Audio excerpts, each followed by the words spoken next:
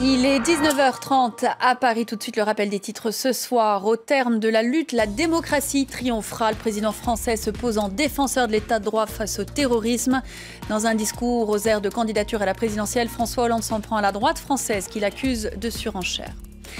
Plus d'une semaine après le début de la crise post-électorale au Gabon, la mission de l'Union africaine dans le pays est reportée sine die. Le ministre gabonais des Affaires étrangères cite des raisons de calendrier. Le président en exercice de l'organisation, le Tchadien Idriss Déby, s'est dit fatigué à son retour de Chine où se tenait le G20.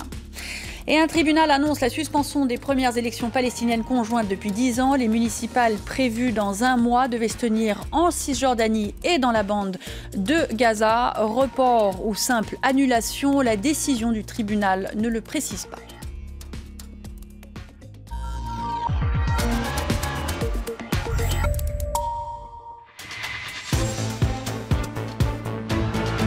Bienvenue dans la deuxième partie du débat consacré ce soir à la crise vénézuélienne et cette question qui est devant nous, est-ce qu'on s'approche de la fin du chavisme après 3 ans et demi après la mort d'Hugo Chavez? Serge Olivier, on en parlait à l'instant de cette incapacité, selon François Xavier, du chavisme à réformer le système finalement. On a vu un petit peu partout en Amérique latine, on avait parlé de cette marée rose.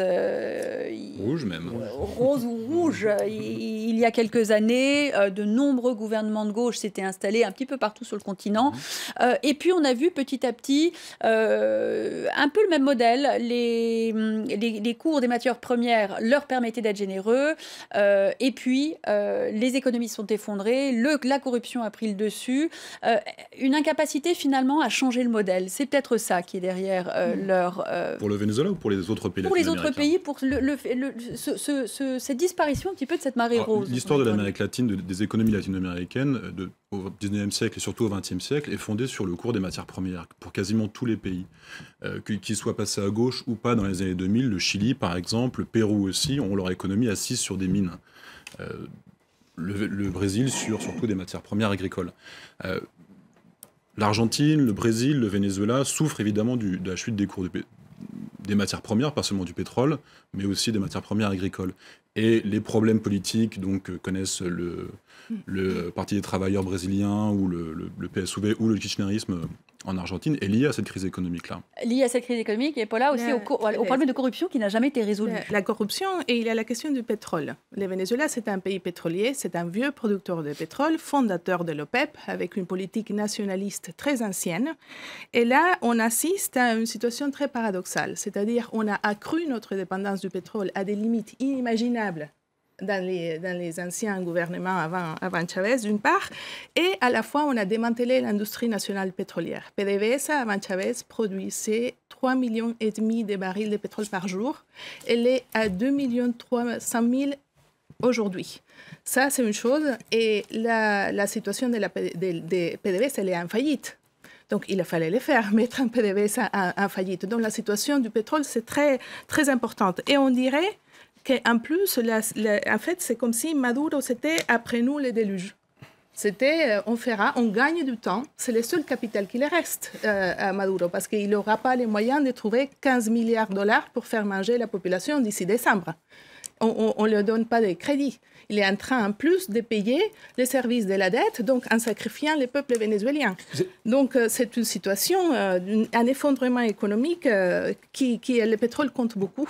Vous avez fait une comparaison intéressante sur les autres régimes ou systèmes politiques qui sont mis en place en Amérique latine. On ne peut pas les comparer.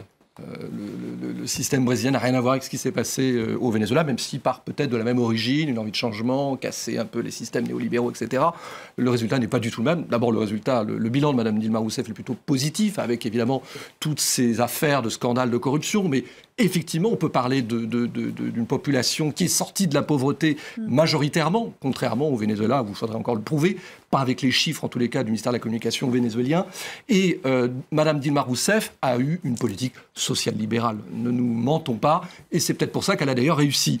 Au Venezuela, c'est tout le contraire. Ils ont tenté des vieilles méthodes qu'on connaît totalement archaïques, qui n'ont jamais fonctionné nulle part, et ils sont allés dans le mur. Donc c'est un peu... On en avait pas mal parlé de ces deux gauches différentes qui se dessinaient Totalement. un petit peu en Amérique latine. Claudio Calfuquir, ce chavisme finalement qui ne pouvait jamais réellement fonctionner. Pour le moment, il fonctionne. Il est, je pense qu'il est intéressant vous avez évoqué un peu le Brésil. C'est incroyable ce qui est en train de se passer au Brésil. Une destitution que l'on appelle entre guillemets démocratique ou un coup d'État parlementaire, mais c'est totalement incroyable. Pourquoi ? Je pense que c'est quoi le coup d'État parlementaire ? je pense que c'est intéressant de le signaler. Dilma Rousseff destituée entre guillemets par des sénateurs qui sont totalement corrompus. L'Assemblée nationale a été invalidée hier et personne n'a dit iota. Maintenant, il est intéressant. C'est inquiétant. Permettez-moi juste de terminer. Maintenant, sur le Venezuela. Il y a quand même, on parlait tout à l'heure, je l'ai dit, d'un référendum révocatoire. Lorsque Chavez et qui est constitutionnel et qui a été mis en place qui a été mis en place par Chavez. Et il a dit, écoutez, il n'y a pas de souci, il y a des règles à respecter. Allez, on y va. Vous voulez faire un référendum révocatoire, on y va. Et puis c'est parti. Et il l'a fait et il l'a gagné. Oui. À ce moment-là, il y a par la suite, les autres qui veulent le faire, par la suite, il y a eu également des élections qui ont été remportées par la droite. Vous avez rappelé les dernières élections, il y en a eu d'autres. Chavez a dit, et les autres, qu'est-ce qu'ils ont dit ? Ils ont dit, il n'y a pas de souci.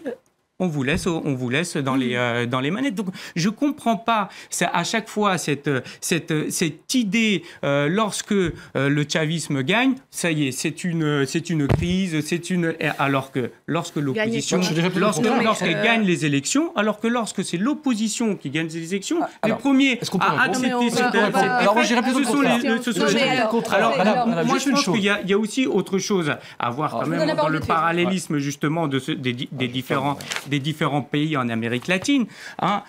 Il faut quand même rappeler qu'en Amérique latine, il y a eu différents accords, en tout cas, notamment l'ONASUR, l'ALBA et d'autres, on va dire, intégrations économiques, culturelles et politiques qui ont été développées justement grâce à cette gauche. Et c'est peut-être aussi là où est la question géopolitique actuellement en Amérique latine. On a deux systèmes, deux intégrations qui s'opposent. On a d'un côté celui qui suit les États-Unis et de l'autre côté un système beaucoup plus ouvert. Juste une chose. Alors moi je vais prendre les choses à l'envers. Je vous donne la parole tout de suite à François-Xavier. C'est quand même incroyable parce vous retournez totalement la tortilla, comme on dit en espagnol. Vous êtes en train de nous dire que... Moi j'ai envie de vous dire une chose. Alors quand Chavez s'est présenté, a demandé un référendum révocatoire, il l'a eu, on a joué le jeu de la démocratie. C'est pas lui qui l'a demandé. Mais quand c'est l'opposition, on a joué le jeu, on a truc. Mais quand c'est aujourd'hui, en 2016, l'opposition qui risque de gagner ce référendum et qui risque effectivement d'obtenir la destitution du président, on ne joue plus le jeu. Non, il n'y a pas de règles, monsieur. Il y a un conseil national électoral qui est clairement pro-gouvernement, qui ne le cache pas. Qu'est-ce qui vous fait dire ça ? Non, mais bien sûr, mais nous connaissons tous Madame Tibisay Lucena, il n'y a aucun problème. Ils n'ont aucun problème de dire qu'elles font partie du Parti socialiste uni du Venezuela. C'est clair, c'est comme ça. Donc, les obstacles institutionnels pour déclencher les référendums ont été inouïs. Et c'est tout à l'honneur de la population vénézuélienne qui veut une sortie démocratique, qui veut une sortie pacifique de cette situation. Et quelle est la réponse de M. Maduro aux événements d'avril de cette année, lorsqu'on a ramassé les signatures? C'est faire un contrôle politique par la fin.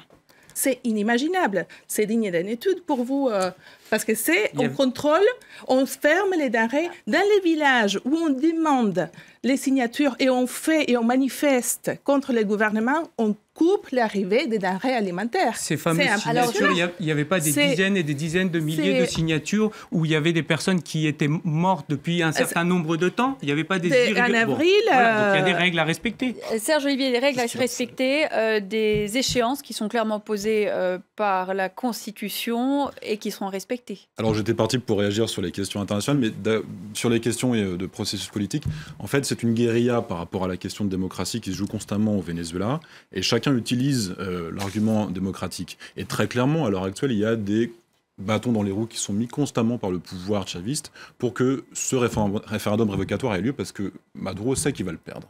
Très clairement. Dans l'état actuel, il veut en tout cas le repousser. La date très importante, c'est celle du 10 janvier. Oui, en attendant d'avoir une meilleure idée, mais il ne sait pas comment s'en sortir. Très clairement, il faut que ça en 2004, soit avant le 10 janvier, parce que sinon le pouvoir passe au vice-président qui est de l'exécutif, donc du parti au pouvoir. Et donc le chavisme reste. Il faut que on doit même diriger à quel moment doit être le référendum. C'est pour ça que ça rejoint. Il y a des règles. Oui, c'est pour ça. Oui, mais il faut que ce soit avant. Je donne la parole tout de suite. Quand j'ai parlé tout à l'heure de glissement vers le totalitarisme, et vous m'avez dit non parce qu'il n'y a pas de parti unique. Mais si, c'est comme un parti unique parce qu'on ne reconnaît pas l'opposition. L'opposition gagne les élections, on ne leur donne pas le pouvoir. L'opposition demande un référendum révocatoire, on leur dit d'aller se faire voir.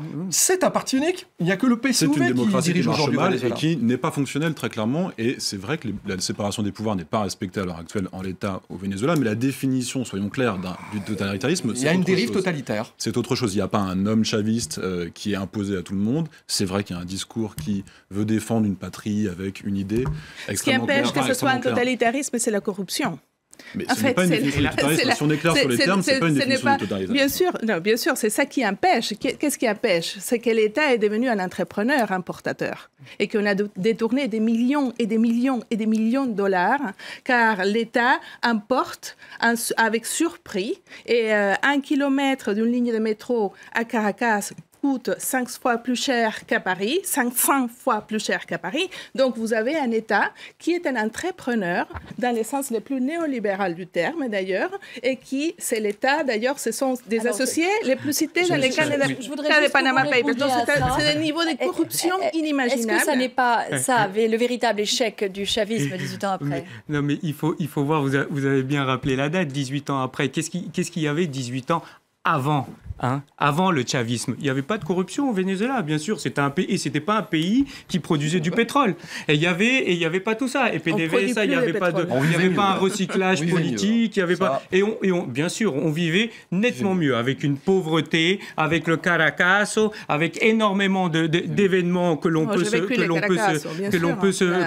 rappeler. Donc oui, à ce moment-là, on peut se poser la question si le Venezuela était démocratique. À ce moment-là, on peut se poser s'il y a une corruption. Ils ne sont pas arrivés de nulle part, le chavisme. Ils sont arrivés grâce à un mouvement populaire, justement parce qu'il y avait des inégalités sociales incroyables au Venezuela, justement parce que les personnes avaient des difficultés à aller à l'université. Combien d'universités il y a actuellement et combien il y en avait auparavant? Il y a des milliers d'universités qui sont créées depuis ces 17 ans. Non, mais parler des universités, c'est ça aussi qu'il faut rappeler à ce moment-là. Sur ce point, je voudrais vous entendre réagir. La différence entre monsieur qui représente quand même un parti de gauche extrême, mais aussi l'opinion d'une partie de la population vénézuélienne, ceux qui soutiennent le président. Par rapport aux universités, juste une chose, ce que je voudrais dire, c'est que la différence, c'est que moi je ne remets pas en cause le fait qu'avant c'était pas terrible.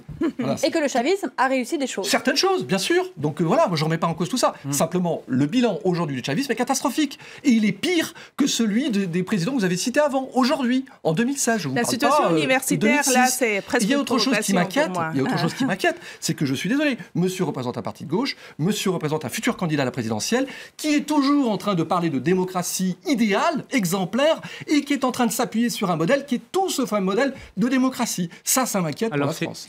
Les universités vénézuéliennes sont dans une situation dramatique, monsieur. Les professeurs des universités publiques gagnent $30 par mois au Venezuela.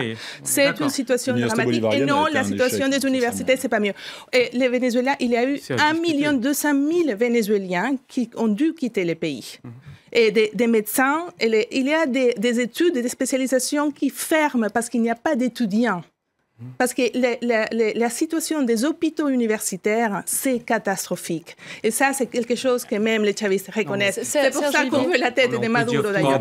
Non, c'est pas tout et n'importe quoi, c'est factuel. On va juste donner la parole à Serge Olivier. Par rapport aux questions de santé, par rapport aux questions d'éducation supérieure ou d'autres éducations au Venezuela, on touche toujours la question de qu'est-ce qu'a construit le chavisme.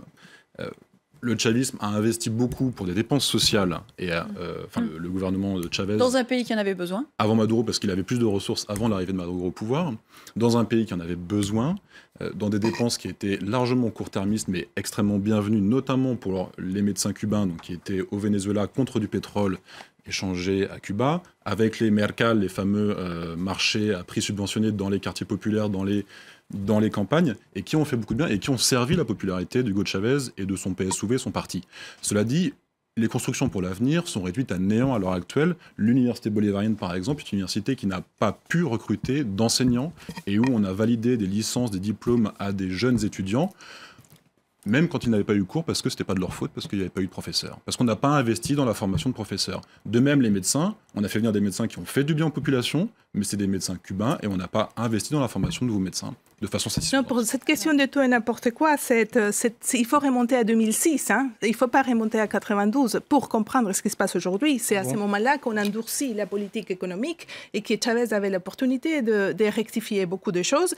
Et au lieu de ça, on a confisqué et on a tellement démoli tout l'appareil productif privé que maintenant on se trouve dans une situation totale de dépendance d'un pétrole qui est produit par une compagnie pétrolière en faillite. Ou peut-être, François-Xavier, que la révolution n'est pas allée assez loin, qu'on est resté dans quelque chose finalement à la surface. Vous y faisiez référence tout à l'heure. Oui, je crois qu'en fait, j'ai hâte de faire le bilan de la révolution de Chavez, en fait. Parce que, à part, effectivement, tout ce qu'il a fait croire, espérer au début, il en restera peut-être pas grand-chose. À part le charisme de Chavez, on est tous d'accord, qu'est-ce qui restera du chavisme? Effectivement, les médecins cubains. Les médecins cubains. Alors, les médecins cubains sont partis, mais effectivement, ça a fonctionné quelques années, mais pas tellement plus de choses. Les mercats. Qu'est-ce qui restera du chavisme? C'est quand même incroyable. Vous êtes tous passés par le Venezuela. On peut pas nier qu'il y a un certain engouement dans le débat, dans la réflexion, et c'est ça le chavisme. C'est avant tout une réflexion, et c'est avant tout comment on progresse dans différents domaines. Alors c'est clair que tout n'est pas facile, mais c'est aussi ça. Dans les universités, c'est clair qu'il y a des difficultés, mais combien d'universités ont été créées? Zéro. Si, il y en a qui ont été créées.